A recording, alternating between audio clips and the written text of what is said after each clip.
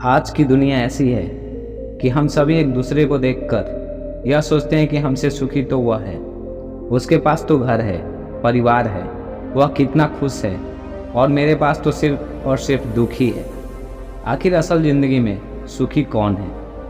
आइए इसे एक छोटी सी कहानी के माध्यम से जानते हैं।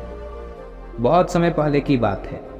एक भिखारी एक गांव में भीख मांगने के लिए निकल जाता है। भिखारी भीख मांगते मांगते एक किसान के दरवाजे पर पहुंचता है। वह भिखारी किसान का दरवाज़ा खटखटाता है, लेकिन अंदर से कोई आवाज़ नहीं आती है। दरवाज़ा खुला होने के कारण वह अंदर की ओर झांकता है, यह देखने के लिए कि कोई घर पर है या नहीं। वह यह देखता है कि किसान और उसका पूरा परिवार एक साथ बैठकर बात कर रहे हैं। परिवार में 2 बच्चे हैं और वे बच्चे पिता के साथ खेल रहे हैं। भिखारी को लगा कि किसी ने मेरी बात का ध्यान नहीं दिया। उसने दूसरी बार आवाज़ लगाई तो किसान की पत्नी ने उसकी आवाज़ को सुना, तो वह घर से कुछ अनाज लेकर आई और उसे भीख दे दी।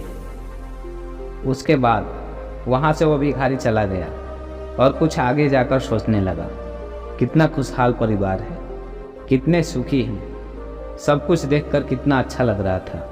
काश मेरा भी परिवार होता। किसान का परिवार कितना खुश है, और मुझे देखो, दिन भर भीख मांगना पड़ता है, फिर घर आकर खुद से खाना बनाना पड़ता है, और मुझे कितनी परेशानी होती है। इसके बाद वो भिखारी अपने रास्ते निकल गया और किसान के परिवार ने खाना खाया। और खाना खाने के बाद किसान अपनी पत्नी को कहने लगा कि घर खर्च के लिए पैसे नहीं हैं, बड़ी परेशानी है, साहूकार से 1000 उधार लेना पड़ेगा, पता नहीं वह देगा भी या नहीं देगा। किसान की पत्नी ने उसे धैर्य रखने के लिए कहा और बोली, आप जाओ, आपको साहूकार पैसा दे देगा। किसान गांव के ही सेठ के पास गया। सेठ की एक कपड़े की दुकान थी और वह ब्याज पर पैसा देता था। किसान ने सेठ से 1000 रुपये मांगे। जब सेठ किसान को पैसा दे रहा था तो उसने देखा कि पैसे का हिसाब लिखा हुआ है। किसान वहाँ से निकला तो सोच रहा था कि साहूकार कितना खुश है, मैं कहाँ 500-1000 रुपये के लिए घबरा रहा हूँ, परेशान हो रहा हूँ, और सेठ 20-30 हज़ार का हिसाब लिख रहा है। किसान ये सोचते सोचते घर चला गया। सेठ की गांव में एक छोटी सी दुकान थी। गांव में कपड़े लाने के लिए उसे शहर जाना पड़ता था। वह शहर के एक बड़े दुकान से कपड़ा लाता था। अगले दिन वह सेठ शहर पहुंचा और वहां जो बड़े दुकान के सेठ जी थे उनसे मुलाकात की और सेठ जी से कहा, मुझे कपड़े खरीदने हैं। उस समय सेठ का एक कर्मचारी संदेश लेकर आया और कह रहा था कि 1 लाख का फ़ायदा हो गया, 2 लाख का फ़ायदा हो गया, दिल्ली में माल पहुंच गया है, मुंबई में हो गया है। यह सब उसको वहां देखने को मिला। जब गांव का सेठ वहां से निकला तो वह सोचने लगा कि हम अपने आप को इस गांव का सबसे बड़ा सेठ मानकर बैठे हैं और 5000-10,000 में खेल रहे हैं।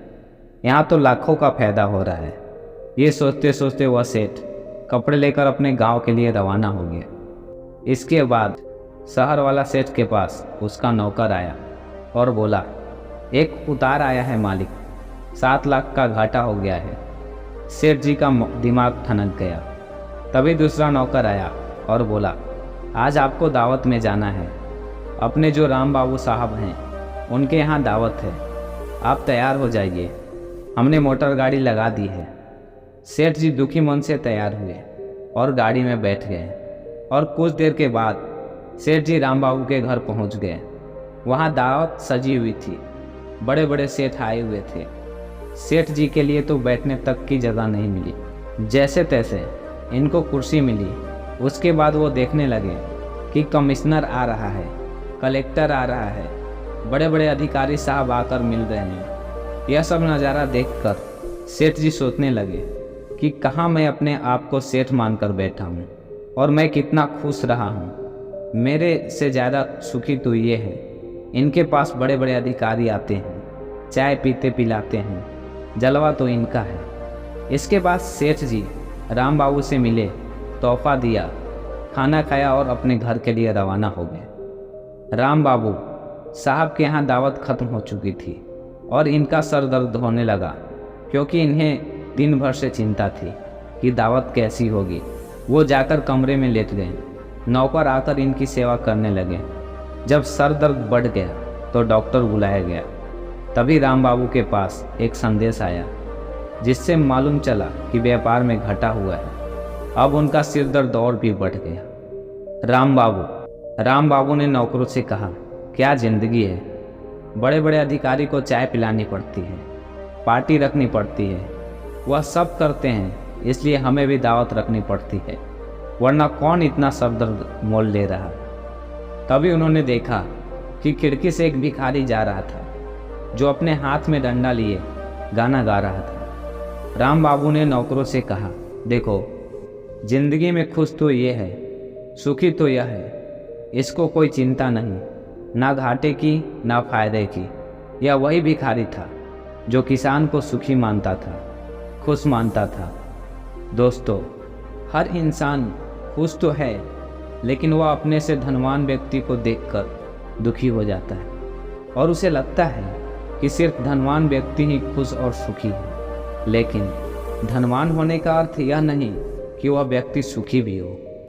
अगर आप जीवन में खुश और सुखी रहना चाहते हैं तो अपने से धनवान की ओर ना देखें, क्योंकि हो सकता है जो जीवन आप जी रहे हैं वैसा जीवन पाने के लिए भी कोई तरस रहा होगा। दोस्तों, इस कहानी से दूसरी सीख हमें यह मिलती है कि हमें अपने आप से रूबरू करवाती है और हमारी असलियत दिखाती है। हम जैसे हैं वैसे ही अच्छे हैं। आज जिसको देखो वह किसी और के जैसा बनना चाहता है, वह किसी और की ज़िंदगी जीना चाहता है। हर किसी की ज़िंदगी की एक अलग ही खासियत हो, बस उसको समझने की और अपनी क्षमताओं की पहचानने की ज़रूरत होती है। जिस दिन आप अपनी क्षमताओं को समझ जाएंगे, उस दिन से आपके अंदर से किसी और के जैसा बनने या किसी और के जैसा जीवन जीने का जो जिद है वह हमेशा के लिए ख़त्म हो जाएगा और आप अपने जीवन को अच्छे से जी पाएंगे। तो दोस्तों, कैसी लगी आपको ये कहानी? आप हमें कमेंट बॉक्स में ज़रूर बताना और अच्छा लगे तो इस चैनल को सब्सक्राइब कर लेना। तो चलिए मिलते हैं ऐसे ही कोई नई कहानी में। तब तक के लिए अपना ख्याल रखें। धन्यवाद। ओम बुद्धाय नमः।